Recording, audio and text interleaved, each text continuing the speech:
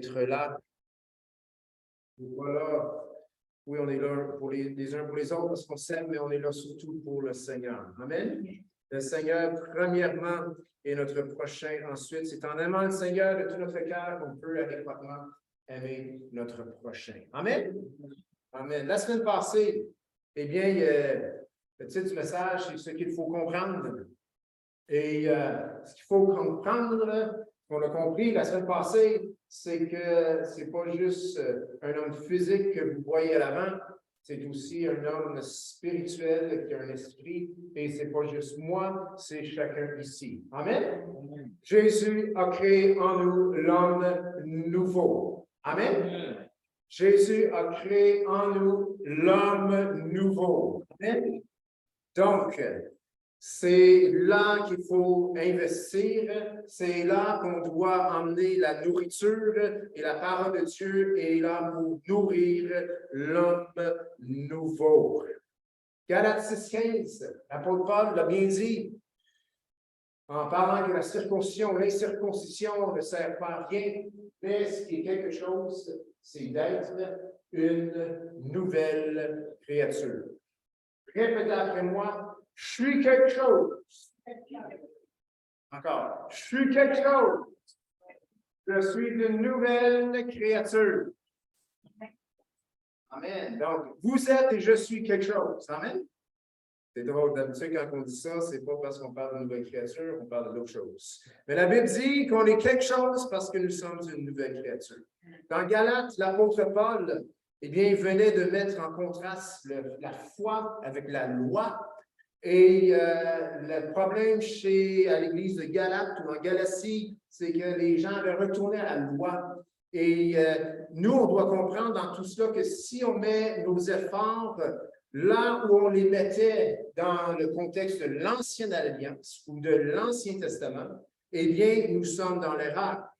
Et si on met nos efforts dans le faire, F-A-I-R-E, dans le vieil homme, dans l'homme charnel ou l'homme intellectuel ou l'homme émotionnel, eh bien, on va faire fausse route et on risque d'entendre ce que Jésus a dit à Nicodème. Tu es docteur en Israël et tu ne sais pas ces choses, ou peut-être en d'autres mots, c'est-à-dire tu es un chrétien depuis 50 ans et tu n'as pas compris ces choses, ou bien peut-être on pourrait entendre comme Jésus a dit aux pharisiens, aux chefs religieux, eh bien vous êtes dans l'erreur. Pourquoi? À cause de deux choses. Vous ne comprenez ni les Écritures, ni la puissance de Dieu. L'homme nouveau peut comprendre les Écritures. Le Saint-Esprit travaille au niveau de l'homme nouveau. Amen? Il faut le comprendre. Et lorsque nous travaillons avec l'aide de Dieu avec l'homme nouveau, eh bien, ce qui se passe, c'est qu'on découvre aussi la puissance de Dieu. Donc, ce qu'il faut comprendre, on a vu ça la semaine passée, il faut intentionnellement investir, nourrir l'homme nouveau. Amen? Là, peut-être vous dites, « Hey, le pasteur, es-tu en train de dire que si je ne l'ai pas fait intentionnellement, si je n'ai pas nourri l'homme nouveau de manière intentionnelle par le passé, est-ce que tu es en train de dire alors qu'il se pourrait que je sois dans l'erreur? » Oui. Désolé. Oui. Et ça s'adresse à tous, point inclus. Amen? On est dans la nouvelle alliance, on est après la croix, on est après la résurrection. On a vu la semaine passée que le vieil homme est devenu une même plante, Romains chapitre 6, avec Christ, conforme en sa mort. Ça veut dire que le vieil homme, il est mort, réellement mort, il est ressuscité afin que nous marchions en nouveauté de vie. On essaie tellement de changer le vieux bonhomme, mais ce n'est pas là qu'il faut garder les regards. Mettons-le sous l'homme nouveau et le vieil homme va être mis à sa place. Amen? La tendance dans la vie chrétienne, c'est de faire des choses humaines. De faire des choses humaines pour être un chrétien spirituel. Êtes-vous d'accord que c'est bon d'être un chrétien spirituel? Oui. Êtes-vous même prêt à dire que ce n'est pas une question piège? que le Seigneur veut qu'on soit des chrétiens spirituels? Amen? Oui, c'est très vrai. L'homme nouveau est spirituel. Mais la tendance humaine ou chrétienne, c'est de faire des choses humaines pour être un chrétien spirituel. Cependant, ce n'est qu'en faisant des choses spirituelles que nous pouvons être des chrétiens spirituels. Ce n'est pas en faisant des choses humaines, mais en faisant des choses spirituelles. Amen.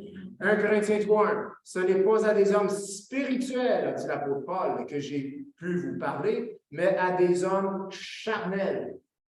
L'Église de Corinthe était remplie de chrétiens charnels. Probablement des gens remplis de bonne volonté. Probablement des gens qui écoutaient attentivement les prédicateurs qui passaient. Il n'y avait pas leur Bible comme on a aujourd'hui.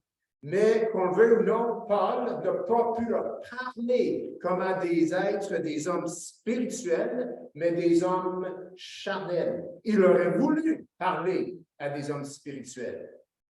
Donc, il y en avait qui se disaient dans ce contexte-là de 1 Corinthiens 3:1 que moi, je suis S-U-I-S, je suis à la suite de l'apôtre Paul.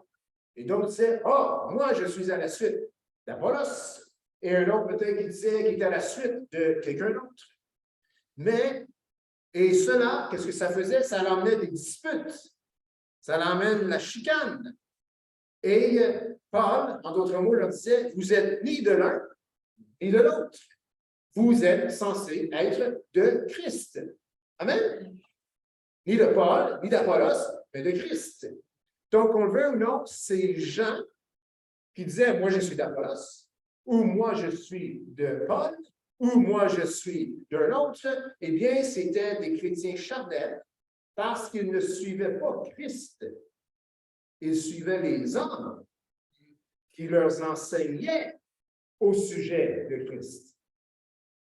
Amen? Il ne faut jamais suivre un homme. Amen? C'est facile à faire.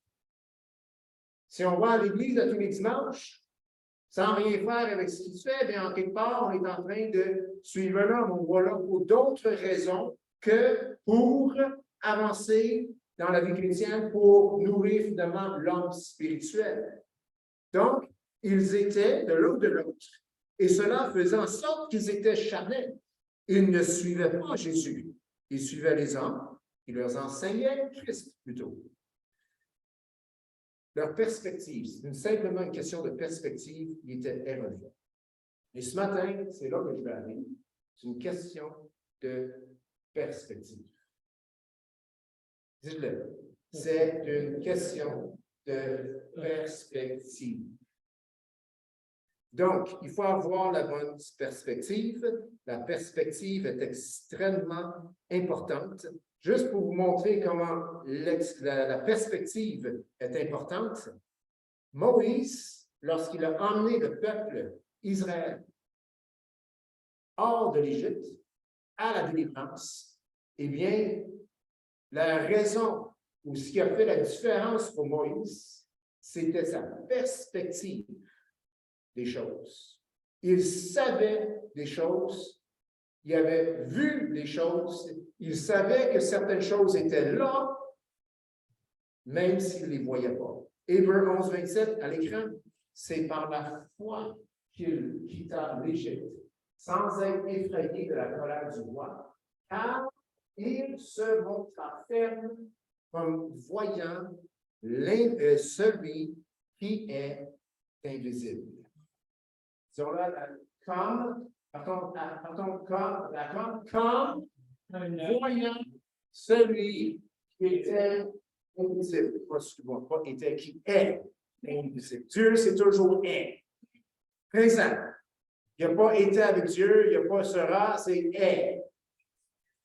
Dieu a dit, je suis, celui qui suit.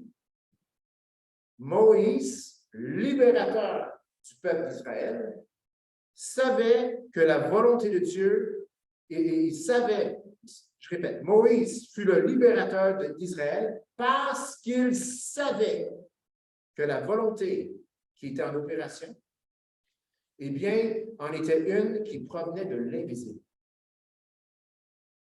une volonté qui provenait de l'invisible, du Dieu vivant. Moïse a vu un buisson ardent. Il a entendu une voix. Et si c'est le buisson qui lui parlait, Moïse, il y a un problème. Je veux dire, si vous me dites, l'arbre m'a parlé, je vais dire, tu as un problème. Non? Oui, oui. C'est le Dieu invisible, présent quelque part par le buisson ardent, qui a parlé. Moïse a entendu une voix provenant de l'invisible. Et cette voix, qui était la voix de Dieu, a fait en sorte que Moïse a finalement obéi et a libéré le peuple d'Israël de la servitude. Mais comment est-ce qu'il a fait? Comment a-t-il demeuré ferme? Eh bien, c'est en voyant, c'est en marchant comme voyant celui qui est invisible. Mais on ne peut pas voir ce qui est invisible. C'est pour ça qu'il y a le comme. Comme voyant l'invisible. Il y a trois choses. Il y a trois choses ce matin que je vais vous apporter, que Dieu nous a données à chaque chrétien pour que nous puissions devenir des chrétiens spirituels. Le titre, c'est une perspective profitable. Nous voulons que notre vie chrétienne soit profitable. Nous devons avoir la bonne perspective. Il y a trois choses. Et ces trois choses ne viennent pas avec une garantie de réussir. Chacune de ces trois choses peuvent être utilisées pour être un homme spirituel, un chrétienne spirituelle, mais malheureusement, ces trois choses, dépendant de la perspective, peuvent être utilisées quand même et faire de nous des chrétiens charmants. C'est une question de perspective. Notre perspective de ces trois choses va changer complètement la donne. Et voici ces trois choses.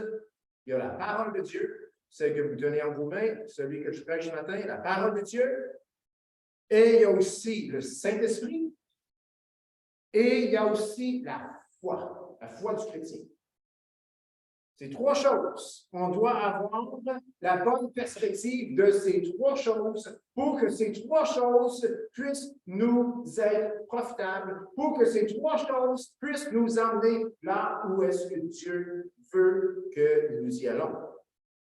Maintenant, juste vous rassurer ce matin, ce message n'est pas pour attaquer d'autres mouvements chrétiens, c'est pas ça du tout. C'est tout simplement un message qui provient de 20 ans d'expérience au ministère et à peu près de 30 ans de vie chrétienne. Combien ici sont d'accord, on est censé encore être en train de grandir après 30 ans de vie chrétienne? Amen? On devrait grandir à chaque jour. Puis si on pense qu'on est arrivé à tout comprendre, eh bien, voilà, tu es gravement dans l'erreur.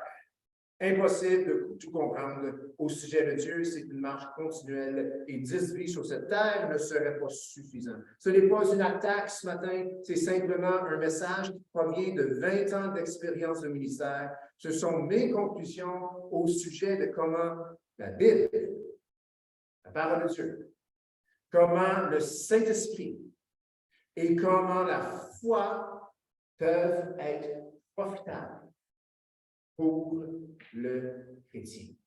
Donc, disons-le ce matin, je veux que la parole de Dieu, le Saint-Esprit et la foi me soient profitables. Je veux la perspective de Dieu de ces trois choses. Amen. Vous avez un livre ici, j'ai un livre. On change l'objet toutes les quelques années parce qu'on la lit, puis là, ben, elle se défait, donc on achète un autre. On est béni d'avoir les Écritures aujourd'hui. Amen.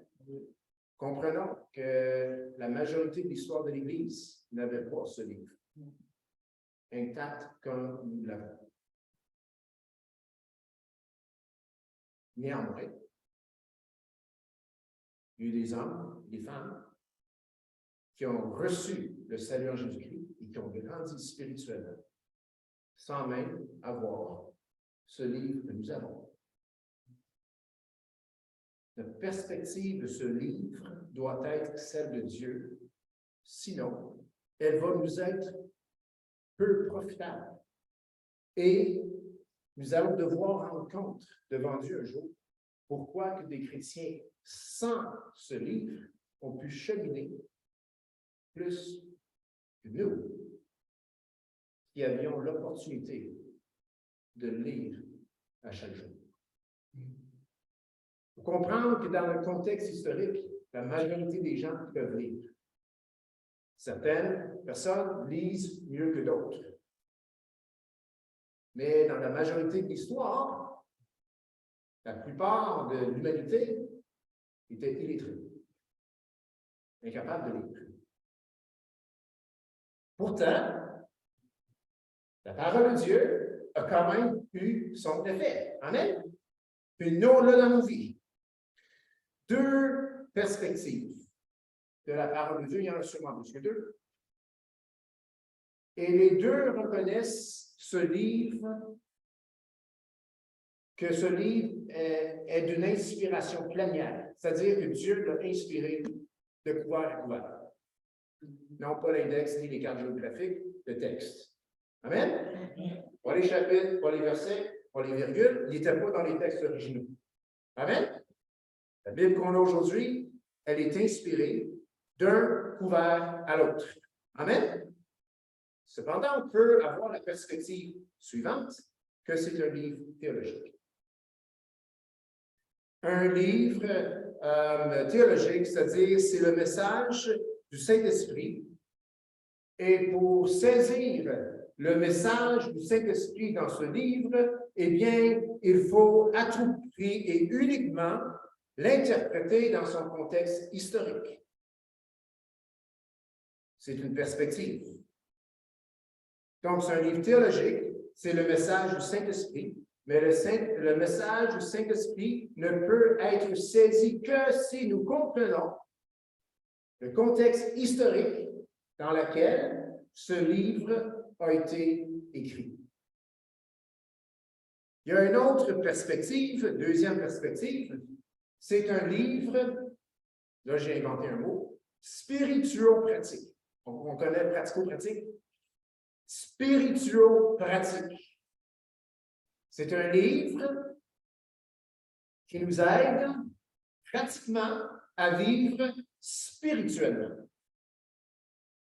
C'est une deuxième perspective. Pour la première perspective, évidemment, je pense que c'est assez évident. Ce que je vous dis ce matin et ce que je vous propose ce matin, ce que je vis, moi, dans ma vie personnelle, c'est que c'est un livre, ma perspective, c'est un livre pratico-pratique, et ça a changé ma vie. Le voir comme un livre théologique, ça peut être très intéressant, mais ça peut changer ma vie. La première perspective, c'est-à-dire c'est un livre théologique, eh bien, si c'est le cas, il faut devenir des érudits pour le comprendre.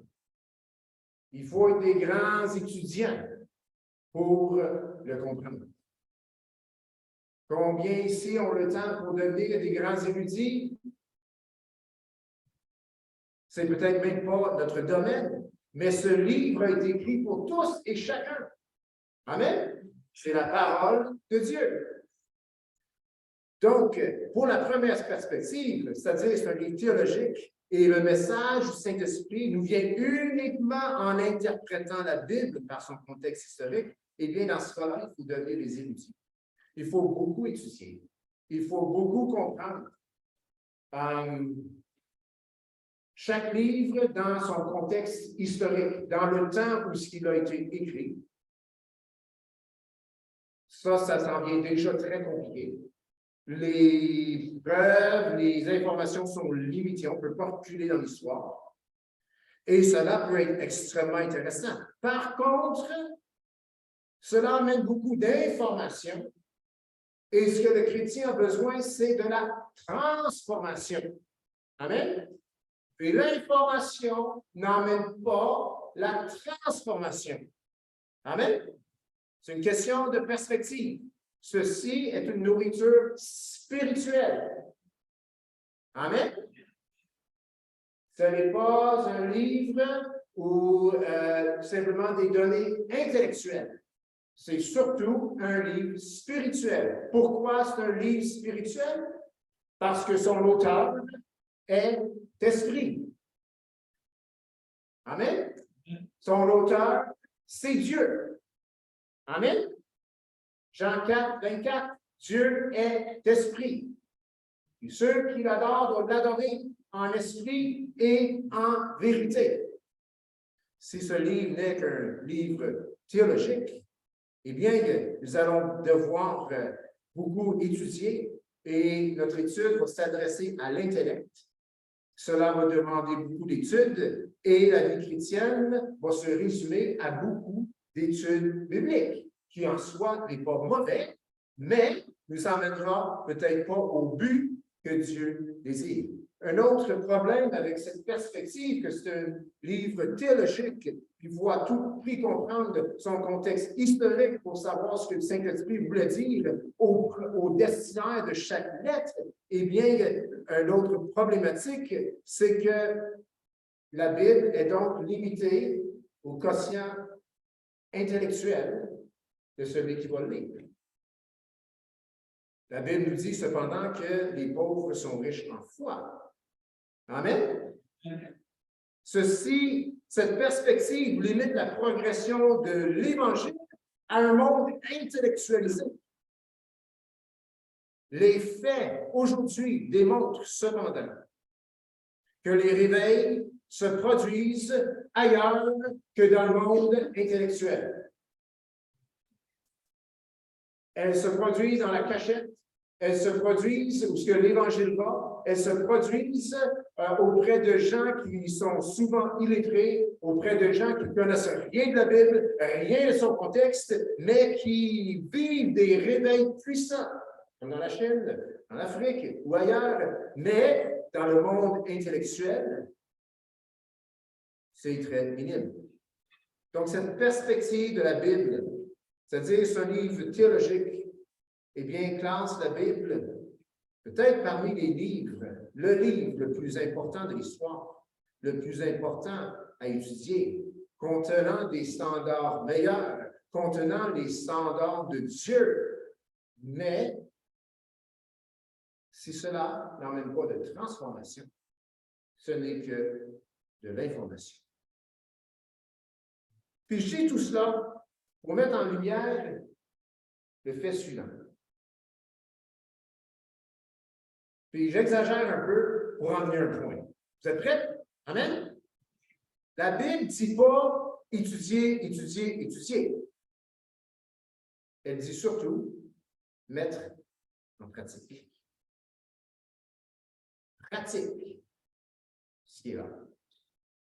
Disons-le. Pratique. C'est un livre pratique.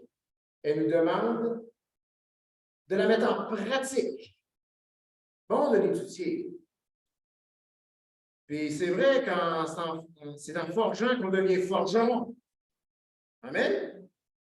Mais ce livre dit d'elle-même de la mettre en pratique. Allez dans Jacques 1, verset 22. Jacques 1, 22. Jacques 1, verset 22.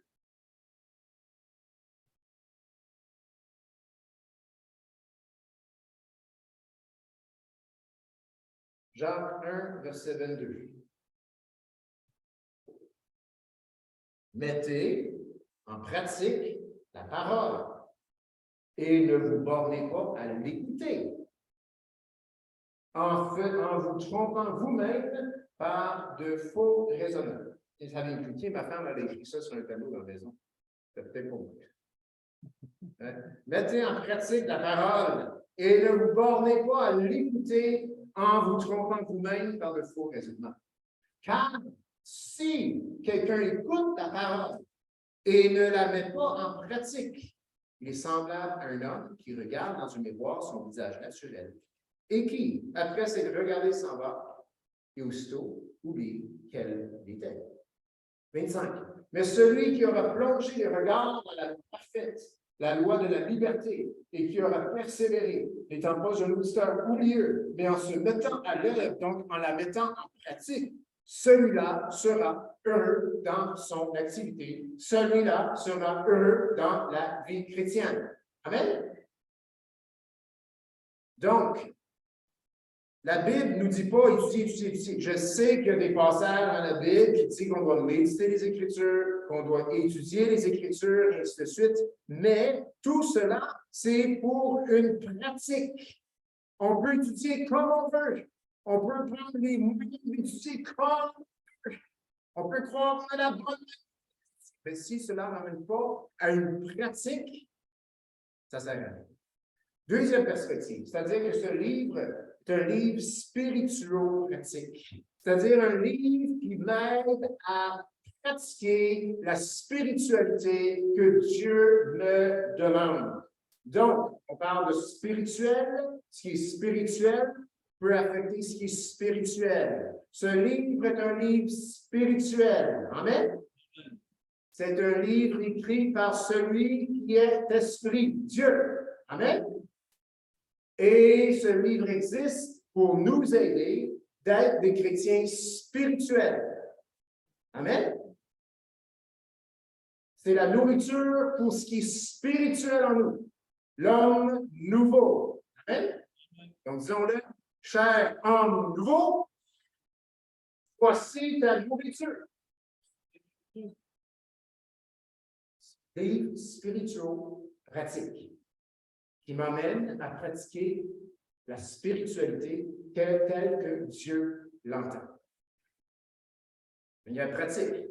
Mais, question de perspective, si je le vois comme une œuvre littéraire, ça ne rentrera pas dans mon esprit. Si je le vois comme une œuvre spirituelle, parole de Dieu, parole de vie, elle va venir dans mon esprit et je vais pouvoir le mettre en pratique. Ce livre spirituel-pratique est bien du Saint-Esprit. La Bible, c'est le livre que le Saint-Esprit veut appliquer dans nos vies pour nous faire pleinement vivre la vie de Christ.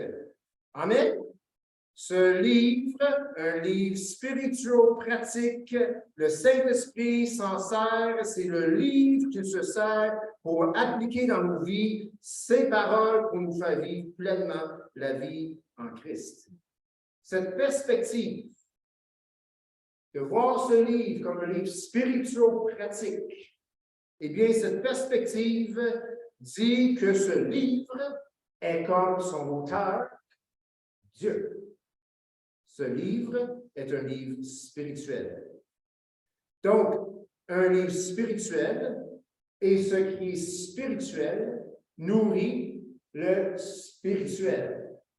Amen? L'homme ne vivra pas de pain seulement, mais de toute parole qui sort de la bouche de Dieu. C'est la nourriture pour notre esprit. Ce livre est une nourriture spirituelle et elle nourrit l'esprit du chrétien. Lorsqu'elle nourrit notre esprit, nous la mettons en pratique. Pourquoi? Parce que ce qui est esprit est en autorité sur ce qui est charnel. Si on applique ceci à notre chair, on ne réussira jamais à la mettre en pratique.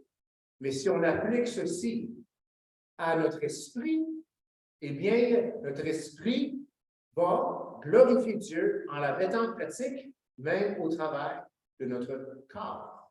Amen? Ce livre est la seule chose spirituelle que nous pouvons voir de nos yeux. Non, mais vraiment, quand vous l'ouvrez, quand vous le regardez, quand vous le lisez, c'est le pont entre le visible et l'invisible. C'est tout ce qu'on a. Vous avez vu le Saint-Esprit? Vous n'avez pas vu, moi non plus. Vous avez vu Dieu, mais ça veut dire que personne ne veut Dieu. Ah, des fois, on a des visions. Des fois, on a des révélations. On va voir tantôt avec le Saint-Esprit, il amène toujours ça à la parole de Dieu. Mais ceci, c'est un livre spirituel que Dieu a écrit sur du matériel afin que de nos yeux charnels, nous puissions apprendre et nourrir ce qui est spirituel. Amen? Question de perspective. C'est un livre théologique, ça va instruire des théologiens. Mais si je le vois comme un livre spirituel, qui nourrit mon homme spirituel, que le Saint-Esprit utilise, lui qui est esprit, pour nourrir notre esprit, eh bien, ça change complètement la donne.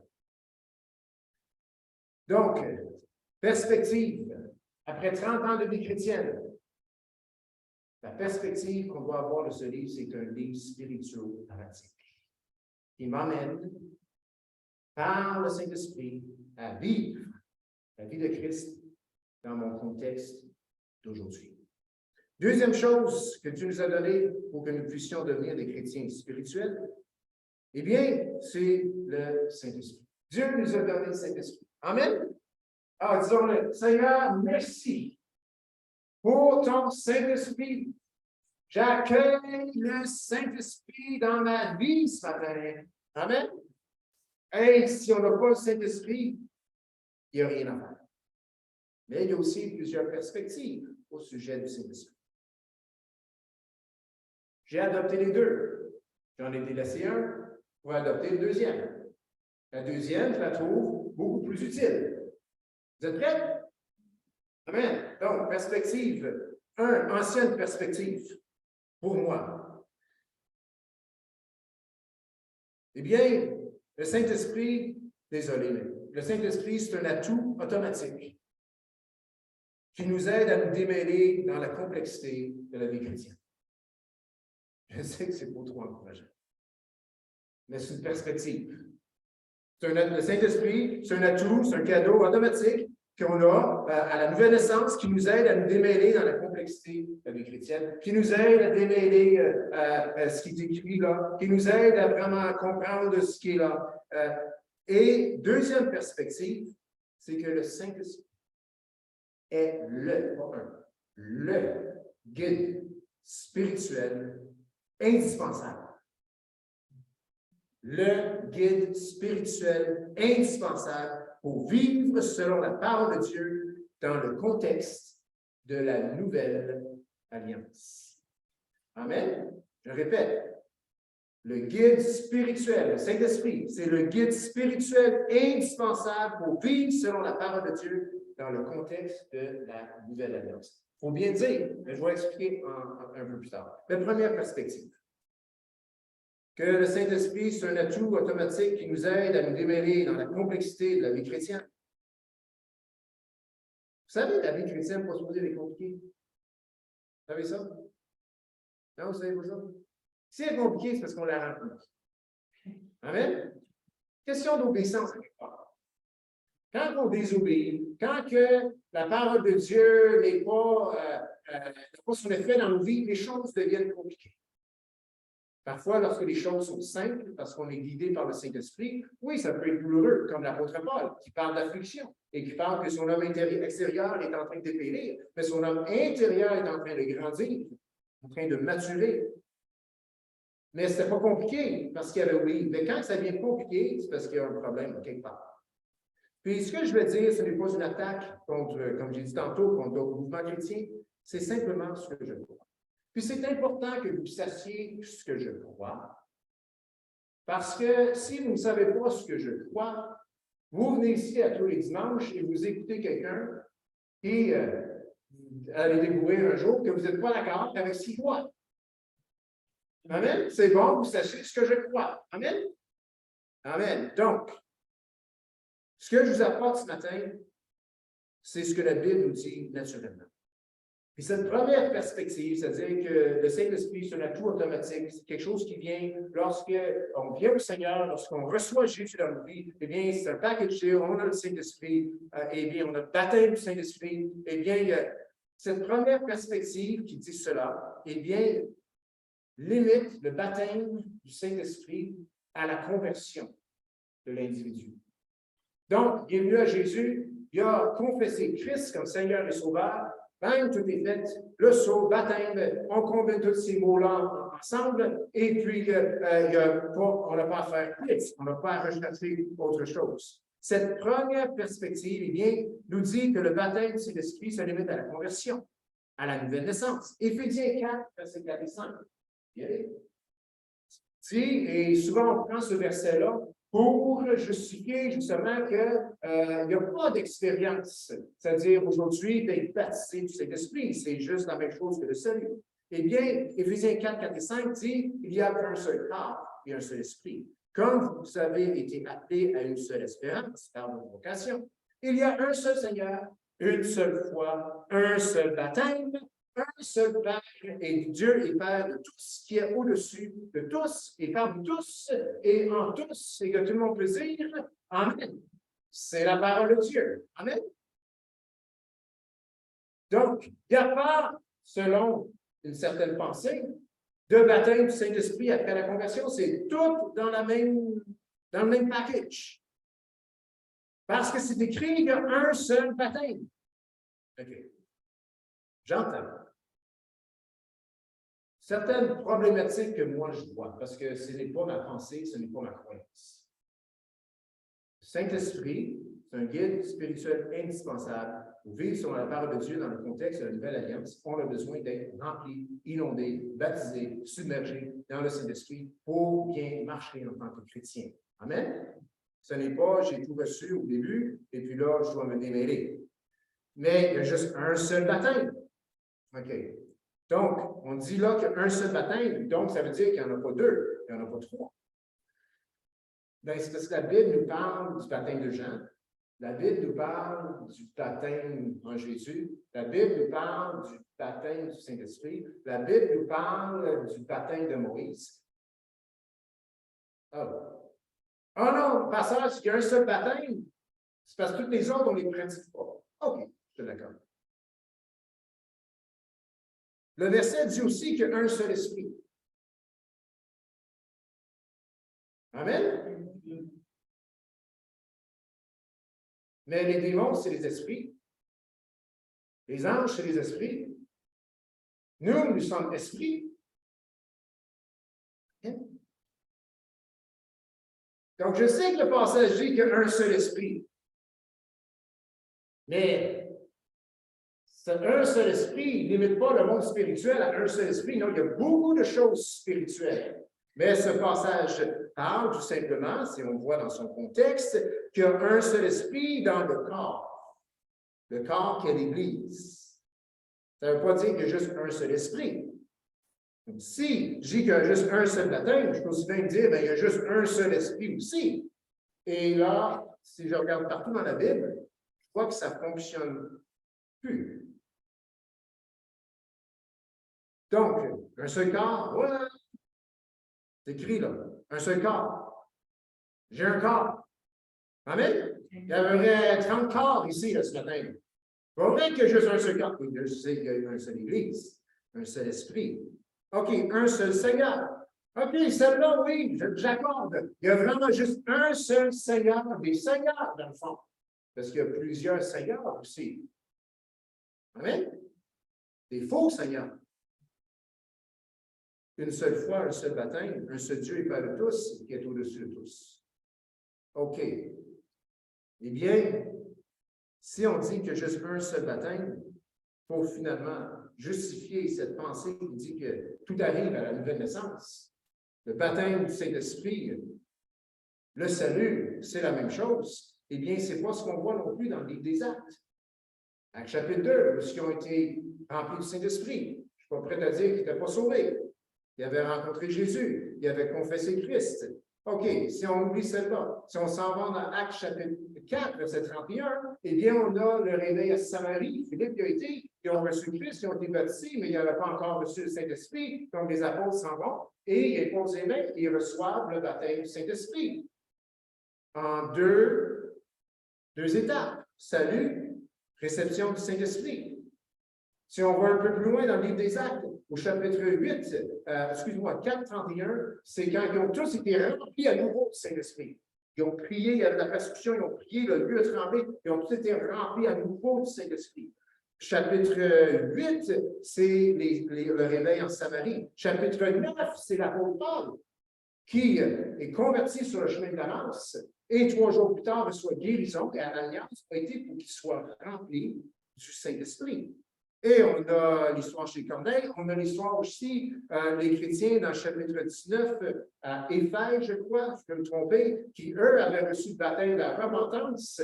Ils n'avaient pas encore entendu parler de Jésus. Ils ont reçu Jésus et ensuite Paul leur imposa les mains et ils ont été baptisés au Saint-Esprit. Donc, si je regarde ce passage d'Éphésiens 4-5, eh bien, qui dit qu'un seul baptême pour justifier finalement de penser qu'il y a juste un seul baptême, c'est-à-dire le baptême d'eau, ou notre venue finalement à Christ, eh bien, ça ne concorde pas avec le restant de la Bible non plus.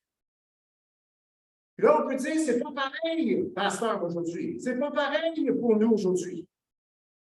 Eh bien, c'est là que ça devient compliqué. C'est là que le Saint-Esprit devient finalement un atout automatique pour nous aider à nous démêler, à nous complexer de la chose, tandis que le Saint-Esprit veut juste simplement nous remplir et être le guide spirituel que Jésus veut qu'il soit. Amen? Vous savez quoi?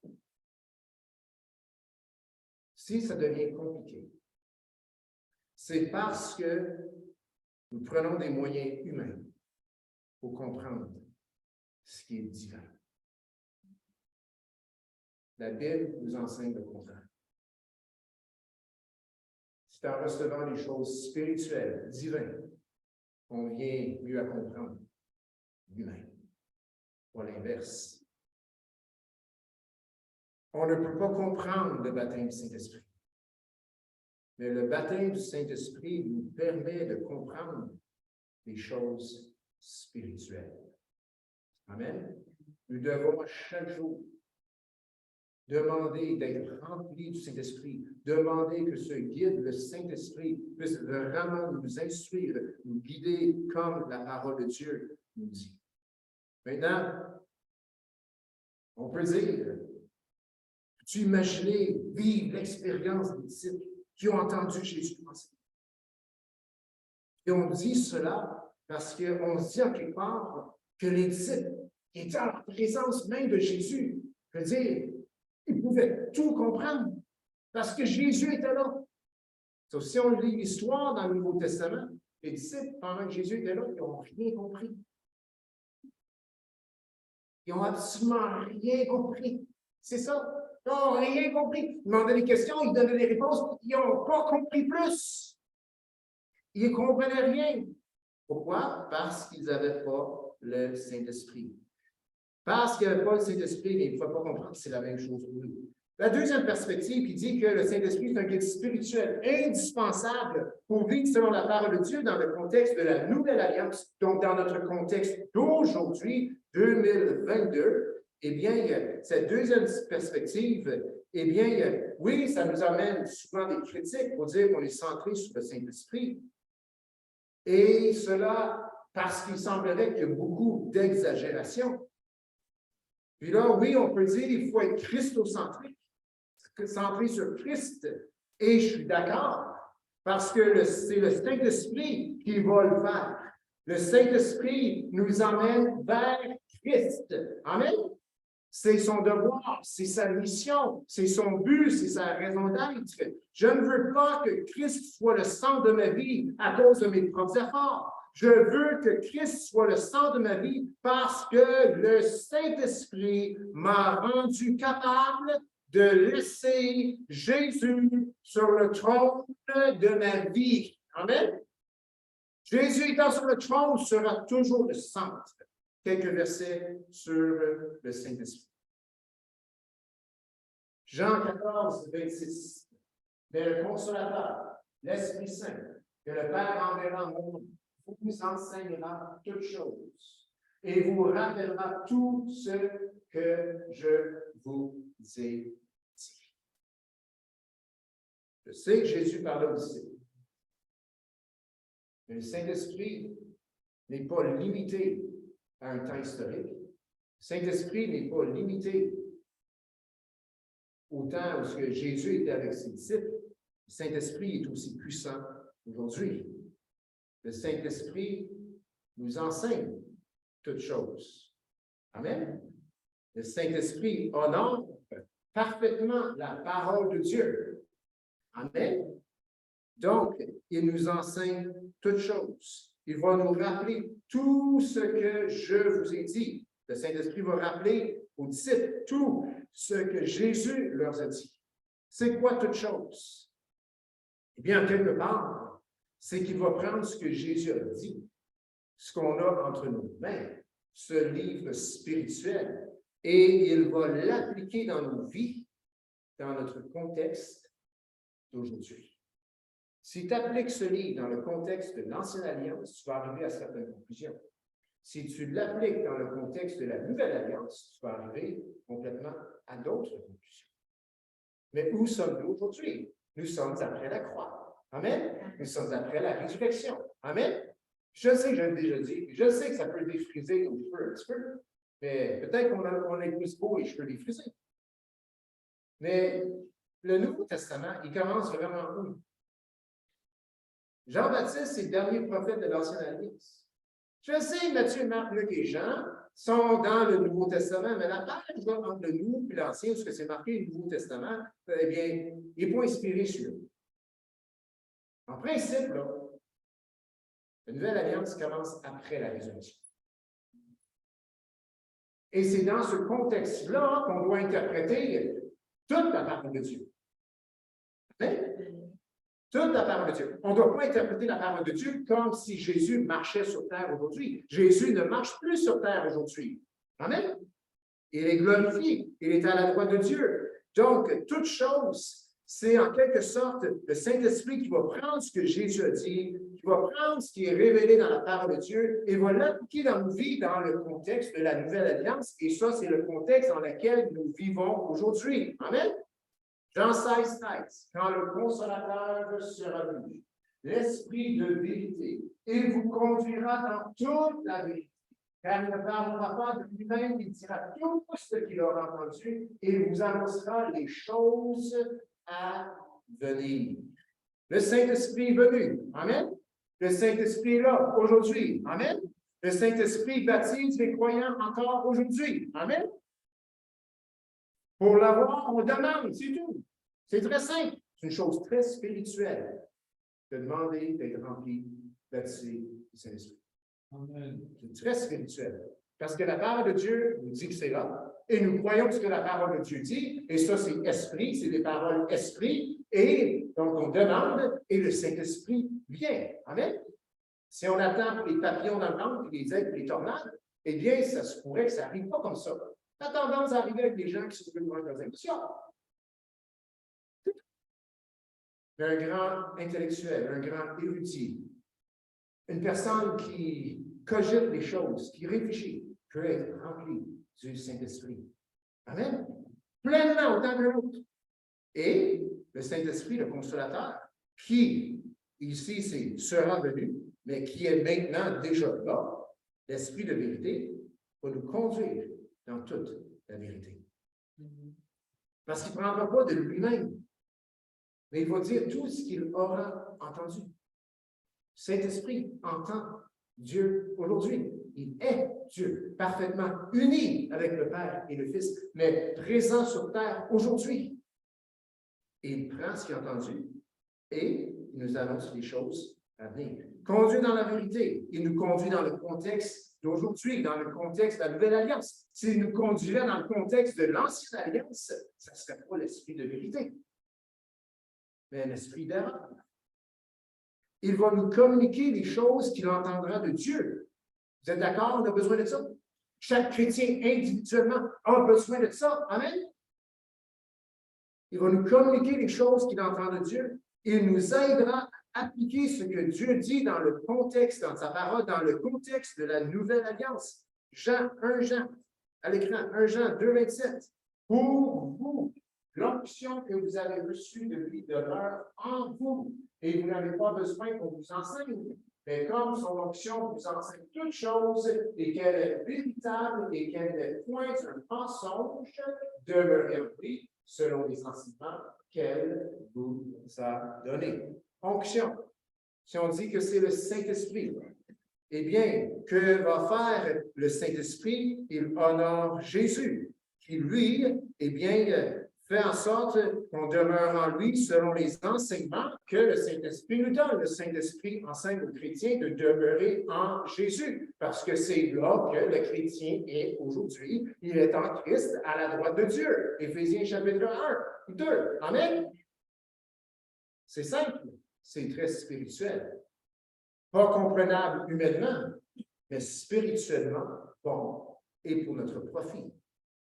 Donc, il va nous communiquer les choses qu'il entendra de Dieu, il va nous aider à les appliquer. Et on a cette onction, le Saint-Esprit qui est en nous, le Saint-Esprit. Pas besoin d'avoir peur du Saint-Esprit.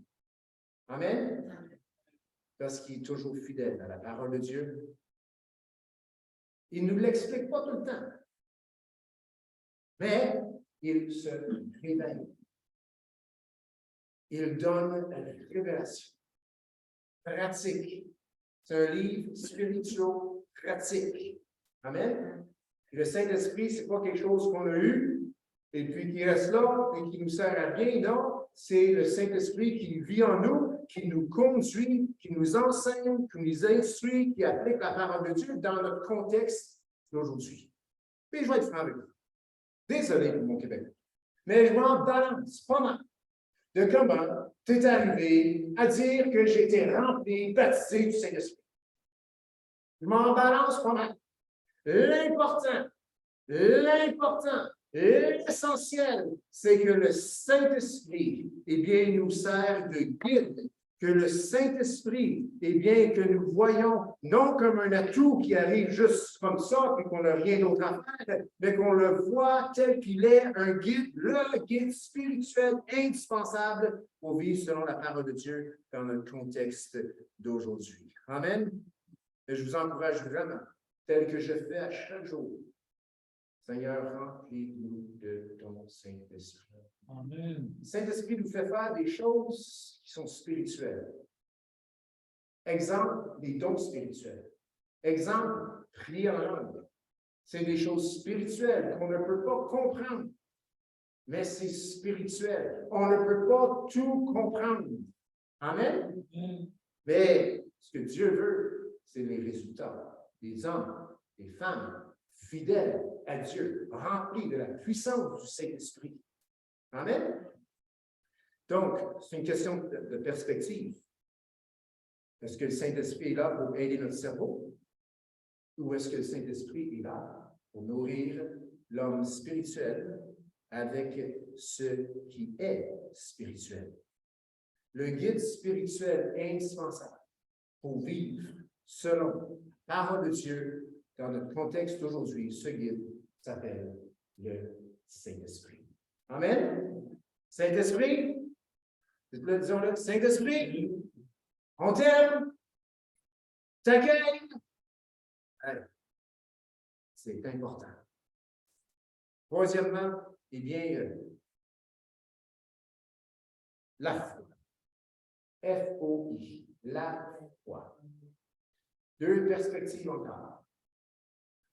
On peut voir la foi avec la perspective suivante, c'est que la foi en Christ change notre destinée éternelle. C'est vrai. Amen. Lorsqu'on a placé notre foi en Jésus, eh bien, selon la Bible, nous avons la vie éternelle. Amen. Gloire à Dieu. Mais si notre perspective s'arrête là, eh bien, je vais peut-être avoir reçu Christ dans ma vie. Et cela a changé ma destinée éternelle, mais ma foi ne m'a jamais servi par la suite. Et c'est là que vaut mieux adopter une deuxième perspective qui dit que la foi en Christ nous permet de vivre le règne de Christ dans nos vies aujourd'hui. La foi en Christ nous permet de vivre le règne de Christ dans nos vies aujourd'hui. Amen. Ça, c'est une foi vivante. Ça, c'est une foi pratique. Ça, c'est une foi là, qui change le quotidien. Ça, c'est une foi là, qui fait en sorte que le chrétien ne marche pas selon les circonstances, mais que le chrétien traverse les circonstances et les circonstances sont changées pour la gloire de Dieu. Amen. Perspective qui dit que la foi en Christ change notre destinée éternelle. Eh bien, La foi, dans ce contexte, nous limite à simplement accepter tout ce qui se passe. Que ce soit en notre faveur ou en notre défaveur, on ne peut rien changer. La vie, c'est la vie. Bonnes choses arrivent à des mauvaises personnes. Mauvaises choses arrivent à des bonnes personnes. Que veux-tu qu'on fasse? Là, il fait beau, il pleut sur le bon et le méchant. Mais la foi, c'est tellement plus que ça. La foi en Christ nous permet de vivre le règne de Christ dans nos vies aujourd'hui. Hébreux 11, verset clé sur la foi. 11.1. Hébreux 11.1. Donc, la foi, c'est une terme d'assurance. Intéressant ici, j'ai dit tantôt que la parole de Dieu, c'est comme le spirit, c'est ce qu'on peut voir de nos yeux physiques, mais qui est spirituel. C'est la seule chose spirituelle qu'on peut voir de nos yeux physiques parce que son auteur, c'est spirituel. Amen? Mais la foi que chacun de nous avons, c'est similaire. C'est avec la foi que nous voyons l'invisible. Moïse, on l'a lu au tout début, que c'est par la foi qu'il quitta l'Égypte sans être effrayé reste à ce verset-là, sans être effrayé de la colère du roi, car il se montra ferme comme voyant celui qui est invisible. La foi, c'est les yeux spirituels du chrétien. Si la foi se limite à changer juste notre destinée éternelle, eh bien, on va continuer la vie avec une espérance. Mais si la foi est vue plus que ça, c'est-à-dire que c'est les yeux spirituels de l'homme nouveau qui, lui, est appelé à marcher par la foi et non par la vue, eh bien, cela change et affecte la marche du chrétien à chaque jour, parce qu'il marche par la foi. Amen? La foi, c'est une ferme assurance. La Bible, Nouvelle Bible seconde, NBS, dit que la foi, c'est la réalité des choses qu'on espère. Wow! C'est la réalité des choses qu'on espère. La King James, en anglais, dit que c'est la substance des choses qu'on espère. Quand tu regardes ça, réalité versus espérance, substance versus les choses qu'on espère. Mais substance, quand tu entends le mot substance, à quoi qu'on pense? C'est ça, quelque chose de matériel. Substance, c'est du papier, de la tôle, substance, la chair, des os, des substances. Mais la foi est spirituelle, c'est une chose spirituelle, on ne voit pas de nos yeux. Mais la Bible nous dit que la foi, c'est la réalité des choses qu'on ne voit pas. La foi, c'est la substance des choses qu'on ne voit pas.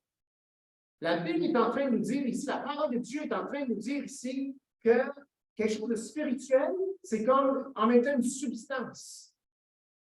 Je veux dire, quand tu t'arrêtes là-dessus, comme la foi, OK, nos traditions et des informations, allez chercher les mots.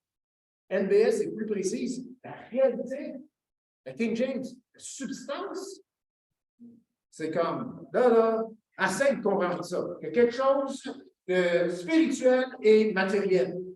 C'est parce que ce qui est spirituel, la foi, peut changer, a le pouvoir de changer. Parce que la foi est en Dieu, en celui qui est tout-puissant, de changer même au niveau des choses que nous voyons. Amen?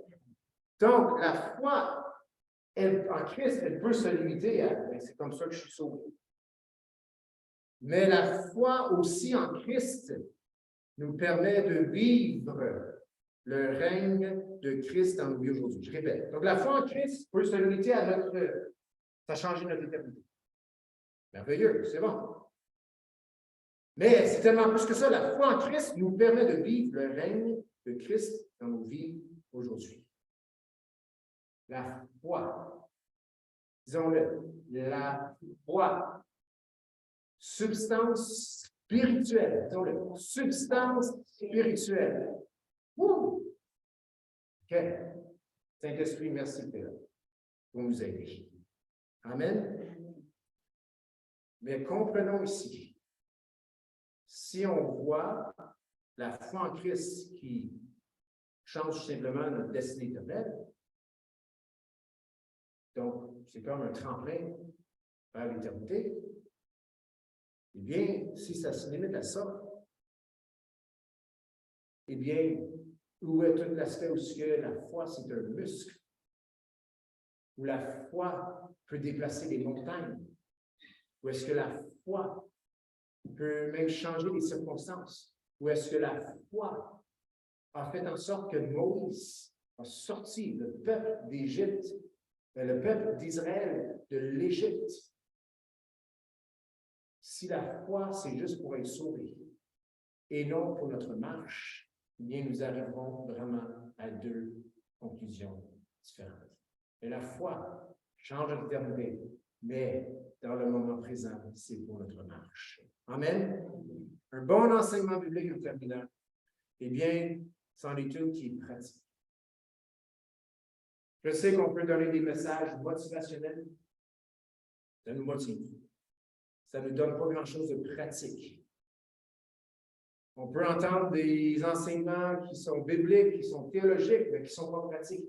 Un bon enseignement biblique, ce que nous avons besoin, c'est un enseignement biblique qui en est une qui est pratique. Un enseignement qui nous montre comment appliquer la parole de Dieu là où il faut, et la place qu'on doit appliquer la parole de Dieu, eh bien, c'est dans le domaine de ce qu'on ne voit pas, c'est dans le domaine de notre esprit, c'est dans le domaine de notre nouveau, c'est dans le domaine où travaille la foi, c'est dans le domaine où travaille le Saint-Esprit. Amen. Le diable veut qu'on opère uniquement dans le visible. C'est pour ça qu'il travaille au travers de la chair. C'est pour ça qu'il fait des dégâts parce qu'on les voit et cela bouscule le chrétien qui marche par la vue et non par la foi. Nous connaissons la nature humaine.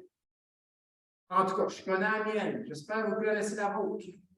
Amen. Laissez elle-même, ça n'arrive jamais à rien de bon.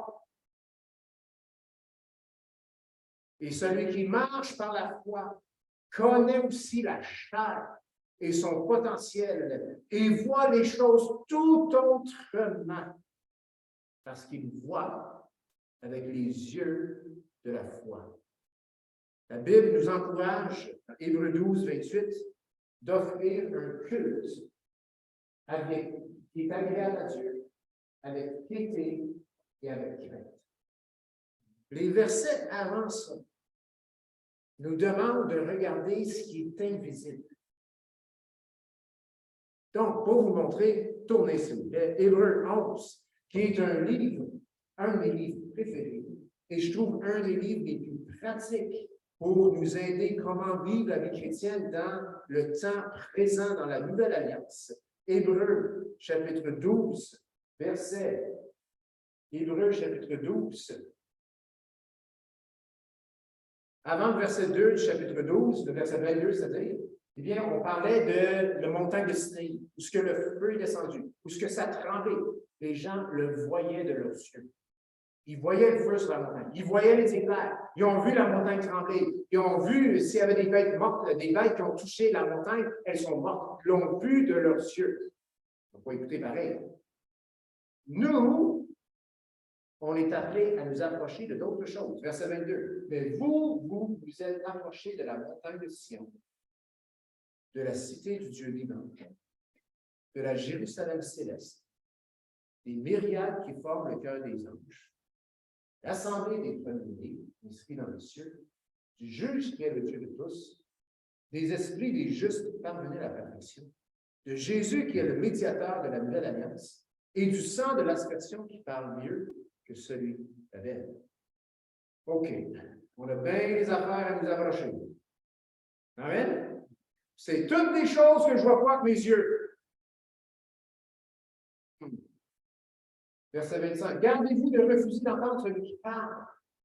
Car si ceux-là n'ont pas échappé, qui refusèrent d'entendre celui qui publiait les oracles sur la terre, dans autour du mont Sinaï, combien moins échapperons-nous si nous nous détournons de celui qui parle du haut des cieux, lui dont la voix alors ébranla la terre, et qui maintenant a fait cette promesse, une fois encore, j'ébranlerai non seulement la terre, mais aussi le ciel. Ces mots, une fois encore, indiquent le changement des choses ébranlées, des choses physiques, comme étant faites pour un temps, afin que les choses inébranlables, les choses invisibles subsistent. Et à cause de tout cela, recevant le royaume inébranlable, nous, inébranlable, montrons notre reconnaissance en rendant à Dieu un culte qui nous soit agréable, avec piété et avec crainte, car notre Dieu est aussi un feu dévorant, et que tout le peuple de Dieu puisse dire Amen. Donc, frères et sœurs, avec cette perspective, c'est-à-dire que le livre, la Bible, c'est-à-dire c'est un livre spirituel pour les choses spirituelles. Que le Saint-Esprit est notre guide spirituel pour nous faire vivre la vie chrétienne aujourd'hui avec la parole de Dieu et que la foi, c'est notre muscle spirituel. Eh bien, dans tout cela, on doit offrir un culte à Dieu qui lui est agréable. En nous approchant de ce que Dieu nous a donné, qui n'est même pas visible de nos propres yeux. Si en tant que chrétiens, nous voulons marcher selon ce que nous voyons, nous allons être dans l'erreur. Nous sommes appelés à marcher comme Moïse, c'est-à-dire en voyant ce qui est invisible. Nous sommes esprits, car nous sommes nés par l'Esprit de Dieu. Jean 3,6, celui qui est né de la chair est chair, celui qui est né de l'Esprit est l'Esprit. L'apôtre Pierre, il a dit que nous partions à la nature divine. Afin que pareil, vous deveniez participants à la nature divine. Ouch! 1 Pierre 2,5. Et vous-même, comme des pierres vivantes, édifiez-vous pour former une maison spirituelle, un saint sacerdoce, afin d'offrir des victimes spirituelles agréables à Dieu. C'est quoi ça? Peux-tu bien me dire, c'est quoi ça? Des victimes spirituelles agréables à Dieu par Jésus-Christ.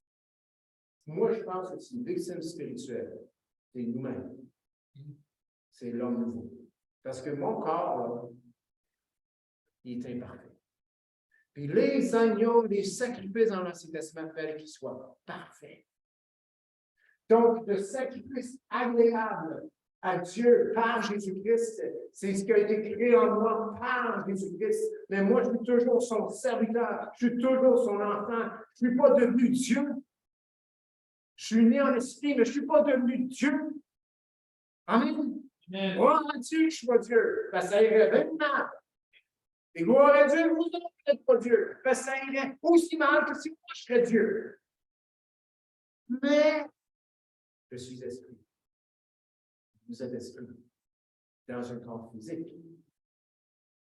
Et la seule manière qu'on va offrir un sacrifice agréable à Dieu par Jésus-Christ, c'est par cet homme nouveau qui a été créé par Jésus-Christ. Puis, cet homme nouveau est quelque chose de spirituel. Donc, chers frères et sœurs, même l'homme nouveau doit se placer sur l'autel. A-U-T-E-L. Vous dire, voici, Seigneur. Je suis à ton service. Je t'appartiens. C'est un sacrifice, une victime spirituelle. Si on offre, ben, Seigneur, je mets mon corps. On va parler sur une fois, Romains chapitre 1, 12, 1 et 2. Offrez vos corps. OK, il faudrait vraiment songer, c'est quoi corps? C'est l'esprit et nous, c'est quoi corps? Paul parle dans le verset 2 du renouvellement, la transformation, la transfiguration de l'intelligence. Si j'offre mon corps, ma vie de péché sur l'autel, ça ne plaira jamais à Dieu. Le vieux bonhomme, la nature pécheresse, est crucifié avec Christ. C'est là qu'il est le vieux corps. Amen? Quelque part, ce corps dont parle l'apôtre Paul doit être aussi, doit être spirituel. Ça, c'est un sacrifice agréable à Dieu. C'est créé en Jésus-Christ. Comme l'a dit le verset 10, agréable à Dieu par Jésus-Christ. Donc, chers frères et sœurs, adoptons la bonne perspective. Amen. C'est une question de perspective. Une question de perspective. Disons-le, c'est une question de perspective. C'est un livre spirituel, écrit par un auteur spirituel. Le Saint-Esprit, c'est notre guide spirituel qui applique ce qui est spirituel dans notre homme qui est spirituel. Et cette foi qu'il nous a donnée, qui est spirituelle, eh bien, nous permet, eh bien, de marcher et de voir spirituellement. Amen. Levons-nous. Seigneur Jésus, ce matin,